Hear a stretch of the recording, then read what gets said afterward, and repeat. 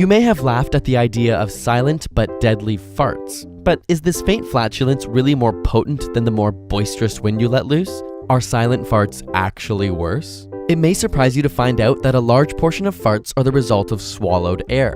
Whether from chewing a lot of gum, drinking pop, or simply from eating food, excess air enters your body and has to go somewhere. And while some is released through burping, the rest ends up in the digestive system and eventually comes out your other end. But when expelled, this gas is made of mostly nitrogen, hydrogen, and carbon dioxide, all of which are odorless, which explains why some farts are obnoxiously loud but contain little to no smell. The second half of the equation is gas from the large intestine. After traveling through 25 feet of small intestine, the indigestible portions of food make their way to the colon. Here, millions of bacteria feast on the remaining food and ferment it, and this is where things can get stinky. Though the bacteria do release some useful vitamins, they also produce chemicals containing sulfur, which is responsible for the smell in flatulence. Add to that a sulfur-rich diet with things like eggs, meat, or broccoli, and you're likely to produce some interesting odors. The longer these foods stay in the gut, the more they ferment and smell. Still, the smelly portion accounts for around only 1% of most farts. In the absence of the other odorless gases, however, these farts are concentrated with smell and generally quiet because there is less volume. Silent, but deadly.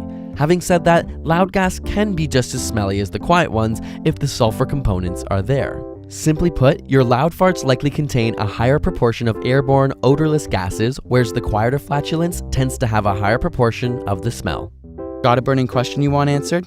Ask it in the comments or on Facebook and Twitter. And if you want the inside scoop on upcoming episode ideas and behind the scenes, check out our personal Instagram and Twitter handles. And subscribe for more weekly science videos.